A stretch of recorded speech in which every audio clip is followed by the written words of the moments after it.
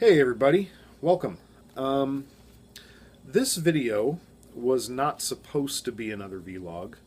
It was supposed to be my next game review, which is going to be coming shortly, I promise. But there's something I want to talk about, and it's not game related, so I hope you'll give me your patience for the next few minutes. But there's something I'm quite passionate about. Many of you, since I started this channel, and particularly since I've gotten on YouTube and Facebook, have been very generous in terms of sharing your political opinions with me. And that's fine, no problem. I don't usually reply. I'm not ignoring you. Just, my channel's about gaming, and I try to stay kind of neutral on that kind of stuff. But, last week, there was an anniversary here in the United States, and it kind of bothered me. This anniversary that we had, I didn't hear about it in the news. I didn't hear any talk of it. I didn't hear one mention of it all day. The day came and went, and I didn't hear a word about it. And then the day ended just like any other day. And last week, September 17th, was Constitution Day. It was the day, September 17th, 1787, when our founding fathers finalized and signed this, the Constitution of the United States of America. It's kind of a big deal to us here in the U.S. It bothered me that I didn't hear a word about it. It was absent from our public consciousness. It's been sticking in my craw. It bothers me that here in the United States there are a couple of prevailing attitudes about our Constitution and Bill of Rights. And those attitudes are that either it's this old, irrelevant piece of paper that has no meaning today. It's an ancient relic. Either that or the Constitution and the Bill of Rights, that's for the Supreme Court. That's for constitutional lawyers and professors and the enlightened class. It really bothers me. And I'm here to tell you that that's a bunch of horse dung. The Constitution is for all of us. The Bill of Rights is for all of us. It's not meant just for the enlightened class or the Supreme Court or constitutional lawyers. It's meant for us, the common people. It's not some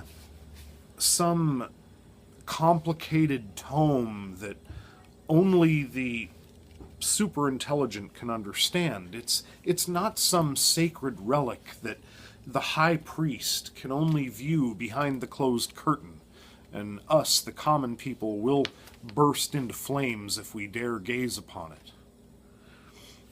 The Constitution, and I don't mean to sound condescending here, maybe it's been many years since you've thought about this. Maybe, you bust your hump at work every day, you get home tired, you don't spend time thinking about the Constitution. Maybe you're quite a bit older, and maybe it's been many years since you learned about our Constitution and Bill of Rights. Maybe if you're a part of the younger generation, You know, I don't know what they teach you about the Constitution in school. I can't imagine all the different things you've got going on in your life right now. So I'm not trying to be condescending here, but the U.S. Constitution and the Bill of Rights is the framework that tells us how our government is supposed to work. It's the blueprint for our republic. It is the document that guarantees our liberty. And it's very relevant. And it's very important. And I fear that we are growing ignorant of it with each succeeding generation. We don't read it. We don't make it a part of our lives.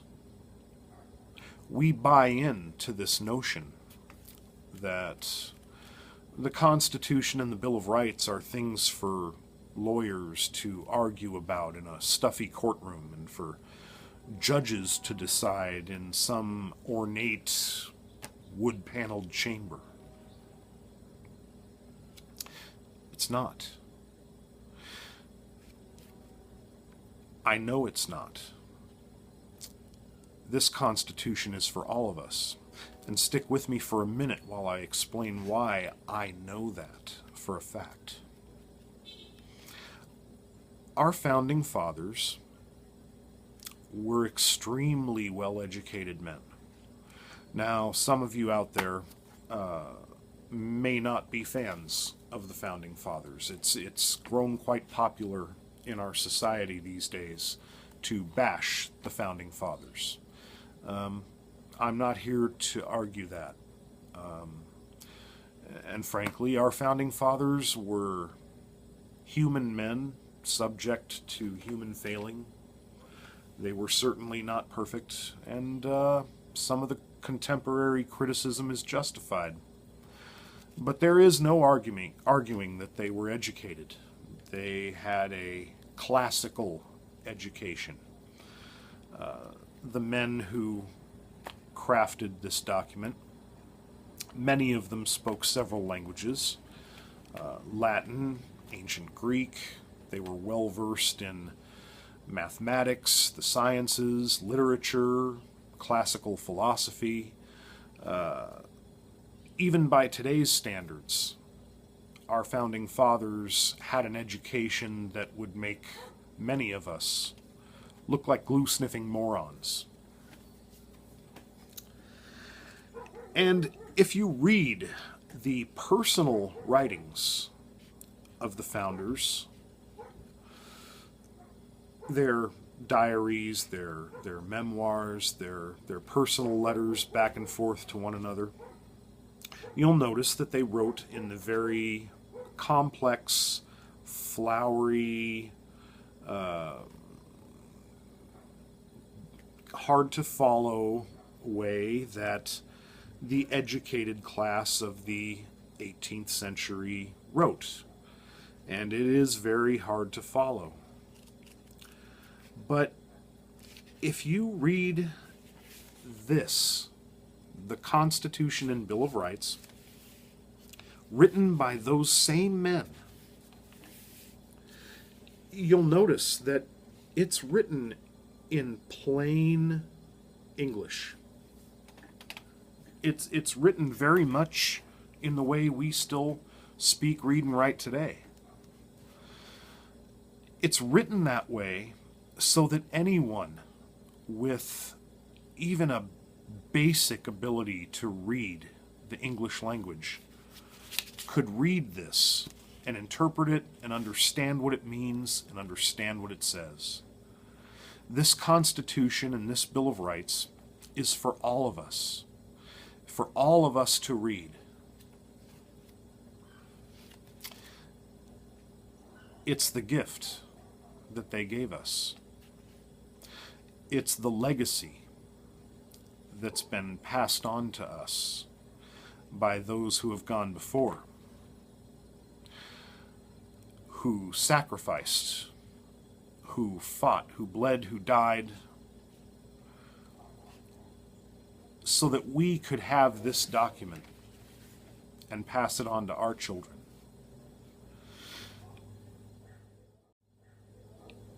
It's the document that establishes the relationship between the federal government and we, the individual citizens of the United States. It's the document that guarantees the promise of our liberty. It's the document that assures us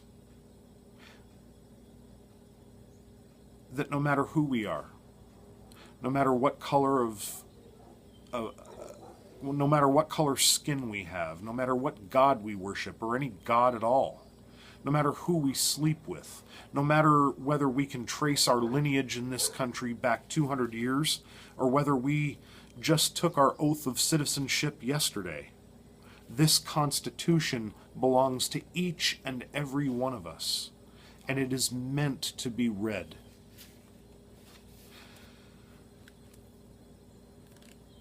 And I fear that we're growing ignorant of it. We're in an election year here in the United States, and we're about to be bombarded with political ads and politicians and people on the TV. And at some point, I'll bet you're going to hear, well, that's for the Supreme Court to decide. We'll let the court decide that. Well, we're not constitutional scholars. Let me tell you, I don't care who they are. I don't care what political party they belong to. If you hear that from somebody, beware that person. They are either ignorant and just regurgitating something someone else told them in an effort to not sound ignorant, or they're a politician or a political activist, and they're trying to shut you down because their political agenda depends on you being ignorant of this.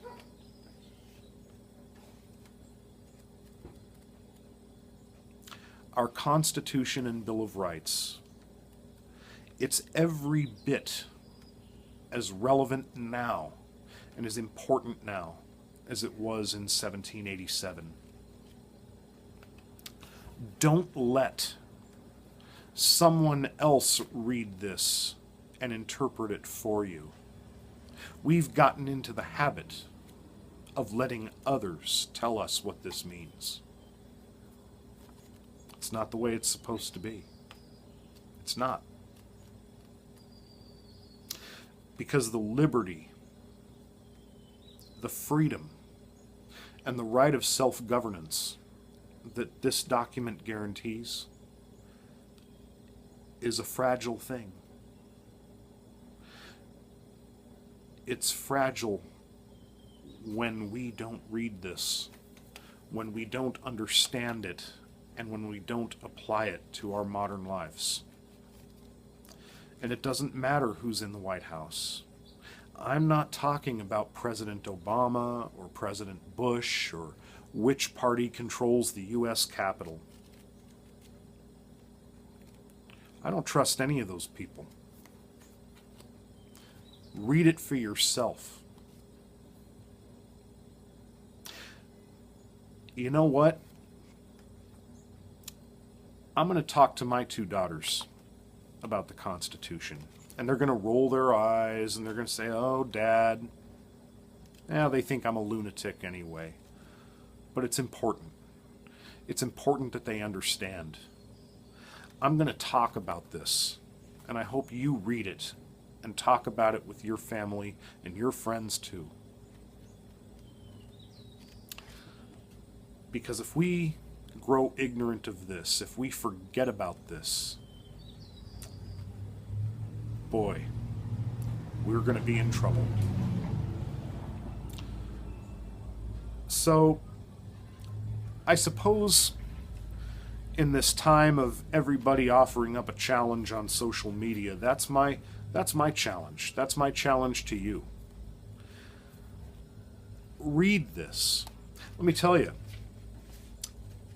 this Constitution and Bill of Rights, that's how much of this little book it occupies. You can see here, it's in very large print. It's in plain English. And over the course of my life, I've probably read it numerous times in bits and chunks here and there.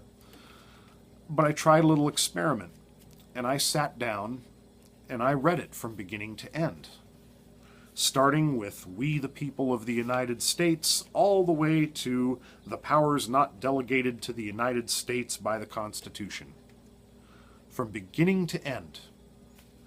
And I'll tell you what, it took me 1 hour. 1 hour. Do you have 1 hour? I know you just got off work and you're tired. I know you got that thing going on Facebook. I know you've got that project at home that's been waiting for your attention. I know that you got that thing going on with your friends. You know what? Your job is still going to be there. The Facebook is still going to be there. The dishes waiting in your sink are still going to be there. Take 1 hour. 1 hour. Break it up into 15 minutes over 4 days. It's probably better that way. You can read a little bit of it at a time and absorb it and sleep on it. And read another 15 minutes the next day. 1 hour. Take 1 hour.